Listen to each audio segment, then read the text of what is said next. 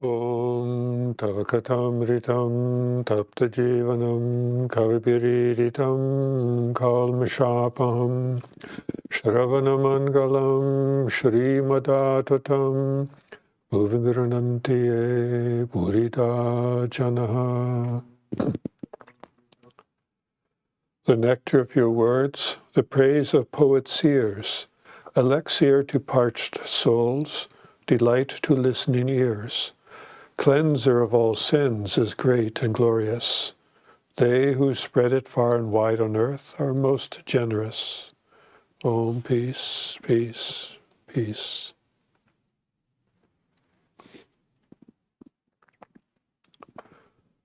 Good evening, friends.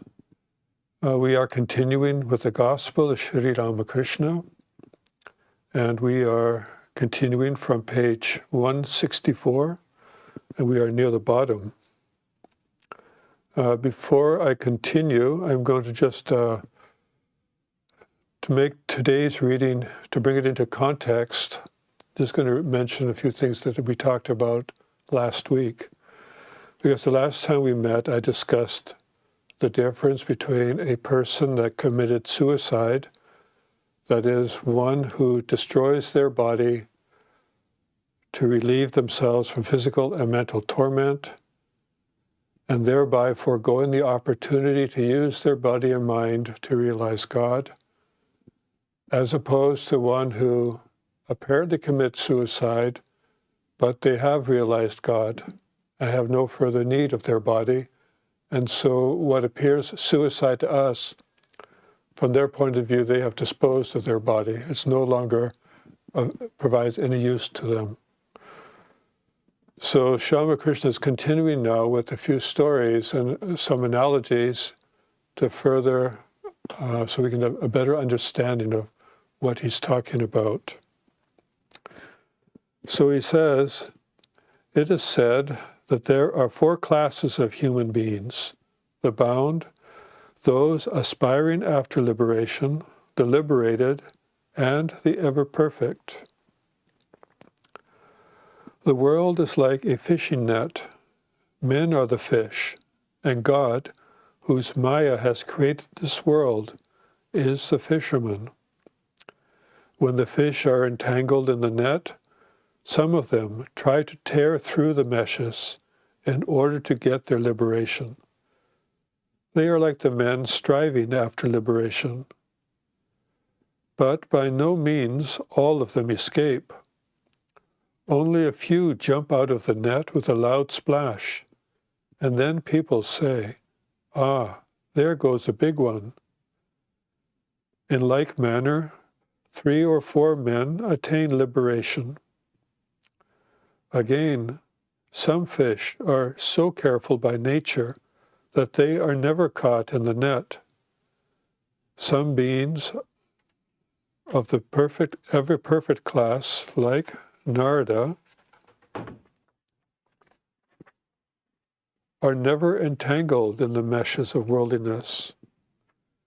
But most of the fish are trapped, but they are not conscious of the net and of their imminent death. No sooner are they entangled than they run headlong, net and all, trying to hide themselves in the mud. They don't make the least effort to get free. On the contrary, they go deeper and deeper into the mud. These fish are like the bound men.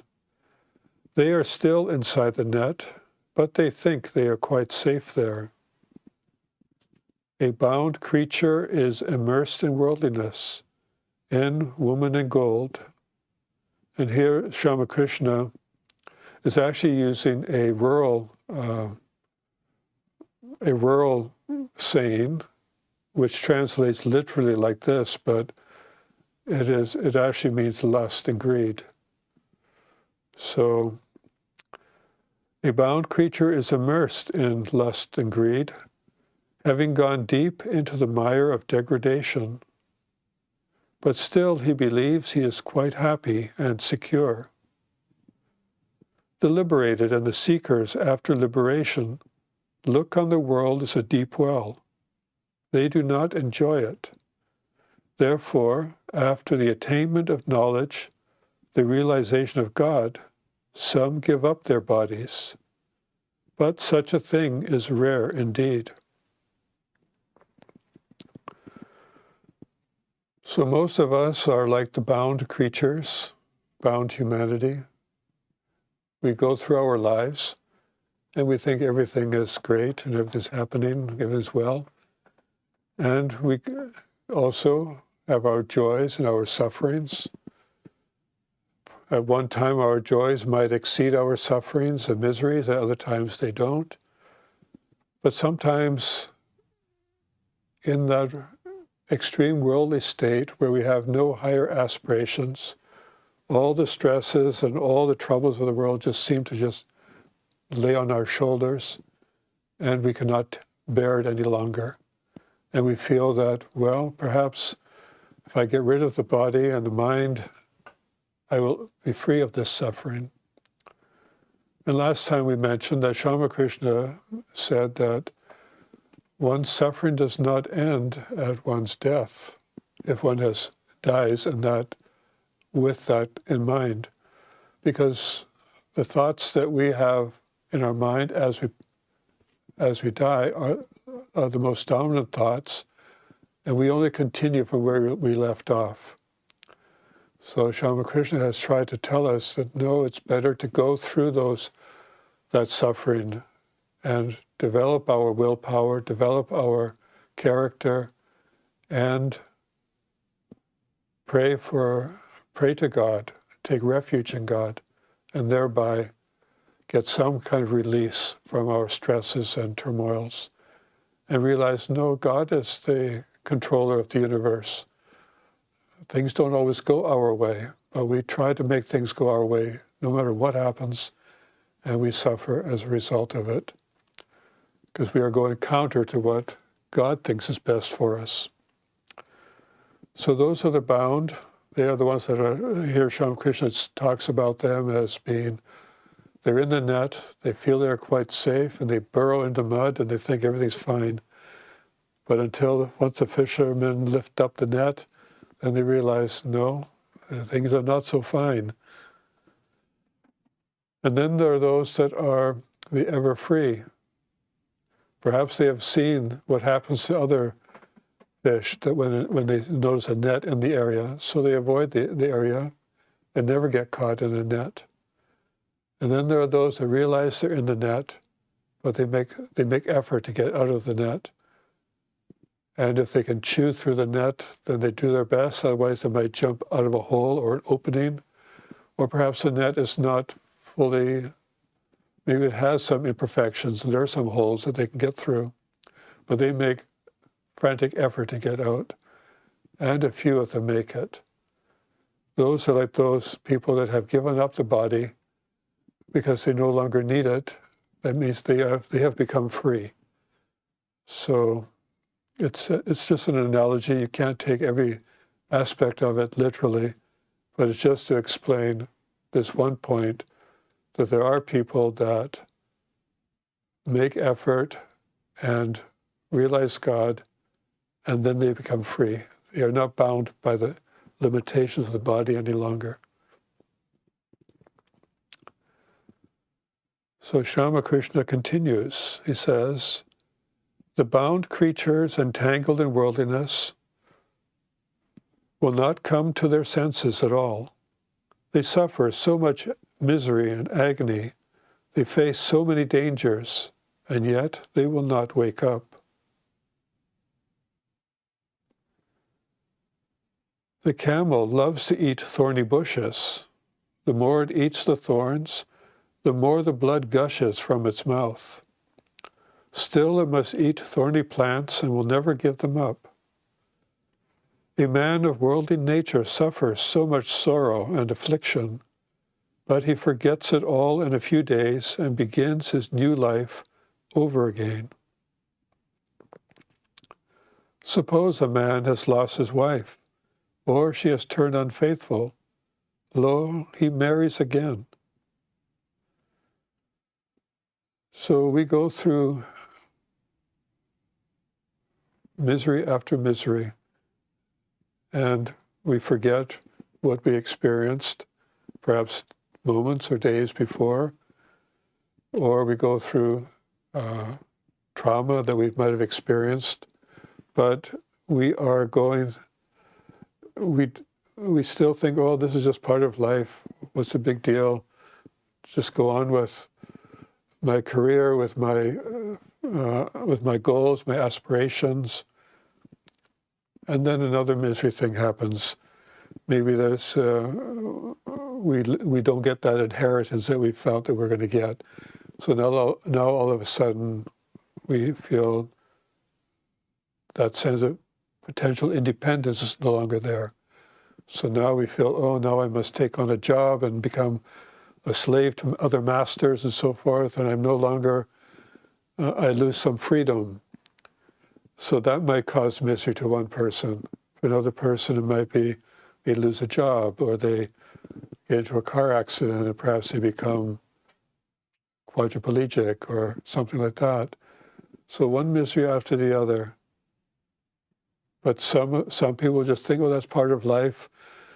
And but they never will think, well, perhaps I should be thinking, perhaps there's something that guides what happens to our lives, some sense of destiny.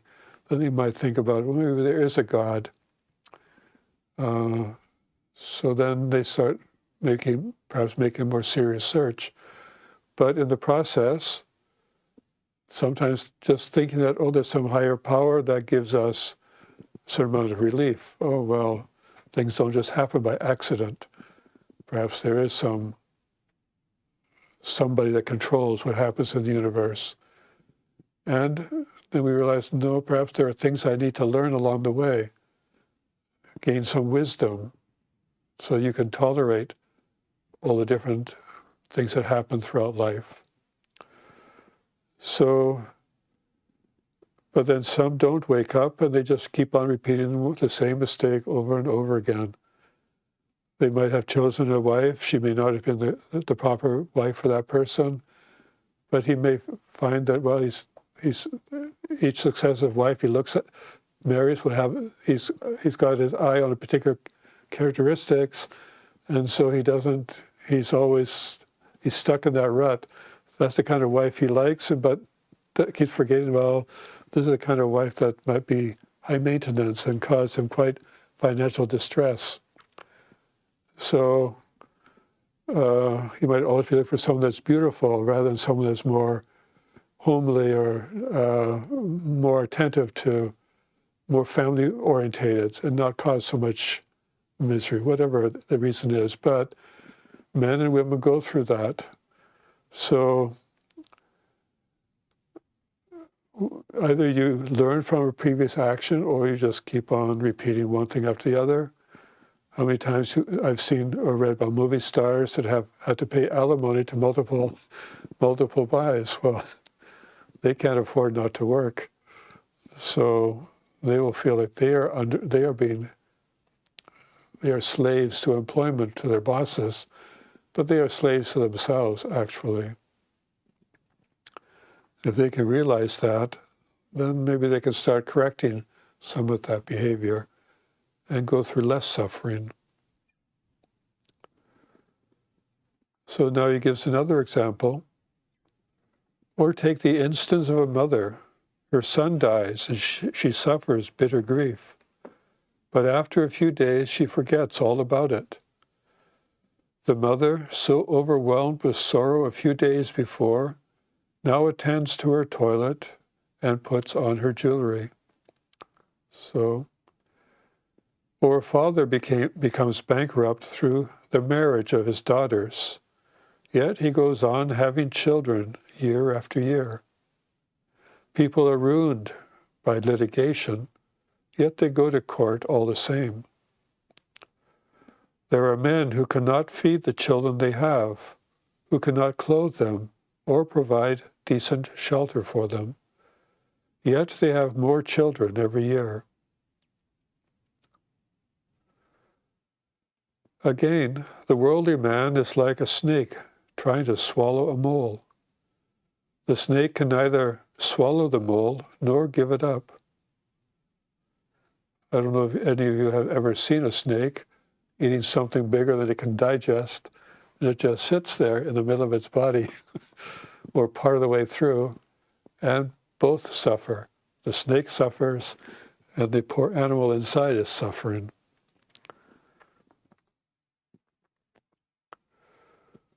The bound soul may not have realized that there is no substance to the world, but the world is like a hog plum, some only stone and skin, but still he cannot give it up and turn his mind to God. So the hog plum is often used as a illustration of this world, where the outer skin, it has an outer skin, and you think, oh, that fruit looks really delicious. Until you try to eat it, you realize there's almost no fruit in it at all. It's just a big seed inside. So it gives no pleasure, no sustenance. So the world is like that. It ultimately does not give you pleasure, and it does not sustain you. Only God can do that.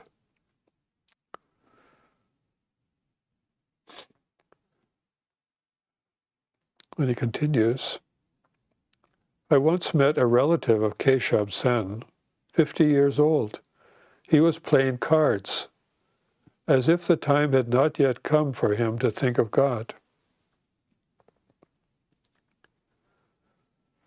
Yeah, this is if you ever go to a assisted living place or old age home, you'll find that many of the residents there are engaged in games and things, and no one really seems to be particularly concerned about, quote, any kind of spiritual practice or thinking of God. Perhaps they read the Bible now and then or some scripture, but they're less apt to have much discussion on it.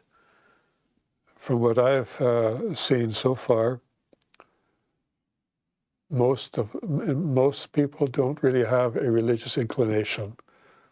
They may have some religion that they've had since childhood, and perhaps maintain some minimal standard of it throughout their lives, but you don't really see many people in these kind of places wholeheartedly devoting their thought and their time to searching for God or thinking about God. They're more concerned about what's happened to their family, their health, their inheritance, their money. And so, but meanwhile, they will while away their time on the internet, watching movies, watching TV, playing games. But Sri Ramakrishna is saying, well, no, this is the time for them to start thinking about God.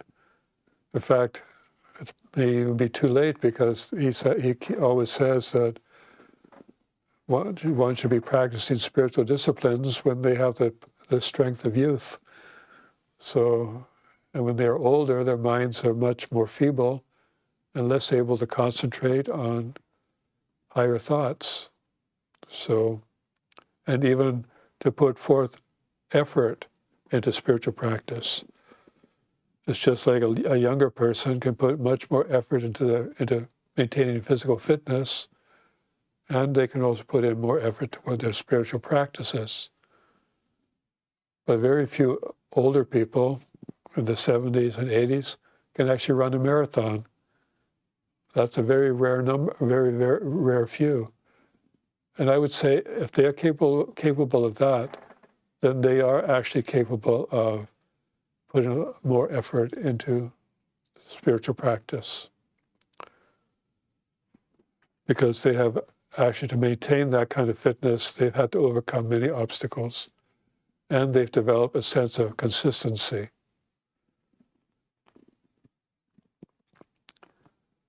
Then he continues, there is another characteristic of the bound soul. If you remove him from his worldly surroundings to a spiritual environment, he will pine away. The worm that grows in filth feels very happy there. It thrives in filth. It will die if you put it in a pot of rice. And all remain silent. We've had people that come to the Vedanta Society thinking that, well, there are good people here and they like the vibe and so forth for a while. But in the back of their mind, they came here looking for a mate. But unfortunately, the teachings of Swami Nikhilananda are such that it's not very conducive to finding mates, because the kind of people that will actually stay here are those that are trying to give up that kind of desire or struggle. So then they start feeling uncomfortable around here, because this is not the kind of vibe that they have inside. They want to look for a mate, and they want world enjoyment and so forth. But here we talk about renunciation, about spiritual practice, making spiritual effort. So that kind of person belongs in the world, and that's where they are happy. So he says, if you remove him from his worldly surroundings to a spiritual environment, he will pine away. But the same happens for a spiritual aspirant. They will think that, well, I want to realize God, but while they sit and meditate or attempt to meditate, all kinds of worldly thoughts come to their mind, and some of those thoughts become stronger than they thought they would have been, and so they give up their meditation, or they postpone it, or they realize, well, maybe this is not really for me. Maybe I want some worldly enjoyment. So then the mind makes them get up and they start doing other activities.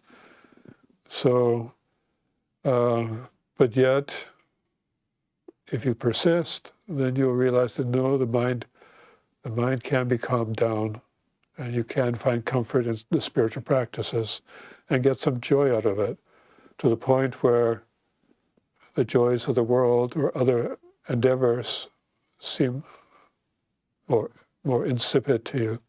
They don't attract your mind as strongly as they would have in the beginning stages. So Swami Nikhilananda said, the worm that grows in filth feels very happy there.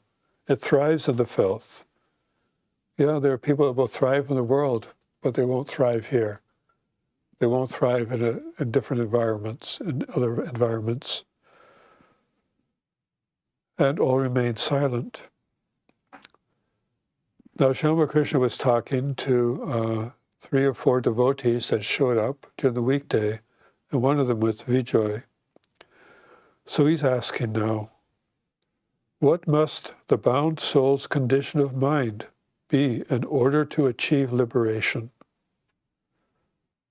So what must the bound soul's condition of mind be in order to achieve liberation? And the Master replies, he can free himself from attachment to lust and gold if, by the grace of God, he cultivates a spirit of strong renunciation. What is this strong renunciation? Well, one who has only a mild spirit of renunciation says, well, all this will happen in the course of time. Let me now simply repeat the name of God. But a man possessed of a strong spirit of renunciation feels restless for God, as the mother feels for her own child. A man of strong renunciation seeks nothing but God, but regards the world as a deep well, and feels as if he were going to be drowned in it. He looks on his relatives as venomous snakes. He wants to fly away from them. And he does go away. He never thinks, let me first make arrangements for my family, and then I shall think of God. He has great inward resolution. Let me tell you a story about strong renunciation. At one time, there was a drought in a certain part of the country. The farmers began to cut long channels to bring water to their fields. One farmer was stubbornly determined. He took a vow that he would not stop digging until the channel connected his field with the river. He set to work. The time came for his bath, and his wife sent their daughter to him with oil. "Father," said the girl, "it is already late. Rub your body with oil and take your bath." "Go away," thundered the farmer. "I have too much to do now." It was past midday, and the farmer was still at work in his field. He didn't even think of his bath. Then his wife came and said, "Why haven't you taken your bath? The food is getting cold. You overdo everything.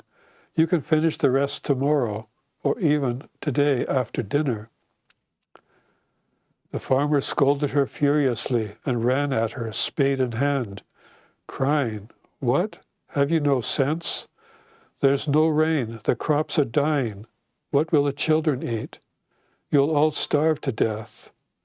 I have taken a vow not to think of bath and food today before I bring water to my field." The wife saw his state of mind and ran away in fear. Through a whole day's back-breaking labor, the farmer managed by evening to connect his field with a river. Then he sat down and watched the water flowing into his field with a murmuring sound. His mind was filled with peace and joy. He went home, called his wife, and said to her, "Now give me some oil, and prepare me a smoke." With serene mind, he finished his bath and meal, and retired to bed, where he snored to his heart's content. The determination he showed is an example of strong renunciation. Now there was another farmer who was also digging a channel to bring water to his field. His wife too came to the field and said, "It's very late, come home. It isn't necessary to overdo things." The farmer didn't protest much, but put aside his spade and said to his wife, "Well, I'll go home since you asked me to," and all laughed. That man never succeeded in irrigating his field. This is a case of mild renunciation. So here, when one has strong renunciation, that also demonstrates one's grit, one's perseverance, one's determination and steadfastness. Also their self-sacrifice, their steadiness of purpose, their concentration, their self-control, and their presence of mind.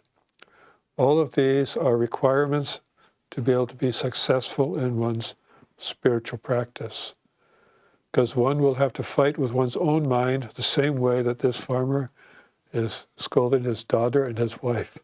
We have to scold ourselves because we are always trying to be, it's almost like, well, how far can I bend a finger until I feel pain? At some point I will stop, but if I push further, I could break my finger. But part of me says, no, I'm not going to do that. The mind restrains me from doing that because I'm injuring myself. So the mind is always trying to do something to protect itself, so it won't try to overdo things. So the same happens when we try to meditate or pray. We tend not to scold ourselves. We will scold others. We might get angry at other people, but we won't get angry at ourselves with the same intensity. But we will expect people to change when we get really angry at them. But, and then we may be disappointed, but perhaps they will change, or they will respond. But we ourselves, have this coding of self-protection. If we scolded ourselves as violently as we perhaps would scold others, then we might actually benefit from it and realize, no, that's right, I misbehaved, or what I did was wrong. And from that point on, not make that mistake again. But no, we forgive ourselves more frequently than we forgive others. And so that is not going to work when you're in a spiritual practice. You actually have to be firm with yourself. And that is part of strong renunciation. You have to renounce the weaknesses in ourselves in order to gain the strength that we need to succeed. So, although these are worldly examples, they all have internal consequences.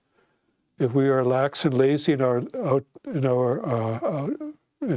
worldly affairs and inattentive to the needs of others, we will be exactly like that inside. We'll be very forgiving and very compassionate to ourselves, forgive all our mistakes, and not improve. Our improvement will be very slow.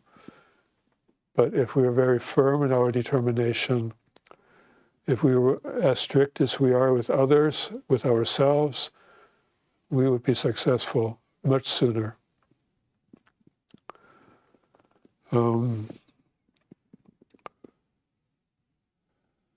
So Sri Ramakrishna continues, as without strong determination, the farmer cannot bring water to his field, so also without intense yearning, a man cannot realize God.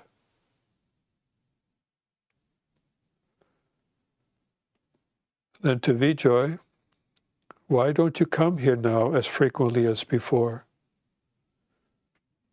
And then Vijay's response is, Sir, I wish to very much, but I am not free. I have accepted work in the Brahmo Samaj. I will stop there. But we make excuses for all our actions. And that is not, if we looked at the real reason behind our actions and activities, instead of trying to look at sugar-coated versions of it, we will realize that all our suffering is caused by we do that ourselves. That's the result of our own actions, our own behavior, our own thinking, whether it be false or true. So the clearer we can think, the more rational, as far as our own behavior is, then that will help us all the more in our spiritual lives. And we need the kind of dedication that this farmer has in perseverance and that sense of renunciation. If any of us are taking up spiritual life seriously, then we need that strong renunciation. But with practice, it can be also strengthened and developed. So I will stop there. Thank you very much for attending. We have a few announcements. Tomorrow evening, Swami Brahmatmananda, who lives at our retreat property, will be giving a class on the book Towards the Goal Supreme. And this Friday, Swami Satyamananda will be continuing with discussing about Gaurima. It will be part 2 of that class. Swami Satyamananda has also been invited to Las Vegas for this weekend. Actually, he'll be leaving Saturday and will be returning on Tuesday. So the Sunday class, the Sunday talk will be given by myself. The topic is Swami Abhedananda, his work in the West. Swami Abhedananda, according to the lunar calendar, has a birthday celebration, which according to that calendar is actually tomorrow. But so in honor of that, we will actually be talking about him this Sunday. Also, on Saturday is a Karma Yoga, a volunteer day at our retreat property. So all of you are actually invited to go there and perform some Karma Yoga. And there will also be a children's program for those parents that are attending the lecture on Sunday. They can leave their children with our teachers if they come before 10 o'clock. So again, thank you very much for attending. I will conclude with a chant. Om Niranjanam Nityam Anantarupam Bhaktanukampa Dritavigraham Vaye Ishavataram Parame Samityam Tvam Ramakrishnam Shirasa Namamaha. We salute that Ramakrishna who is without blemish, eternal and infinite in forms, who has assumed human form out of compassion for the devotees, who is God incarnate, the Supreme Lord, and who is most worshipful. Om, peace, peace, peace to all beings.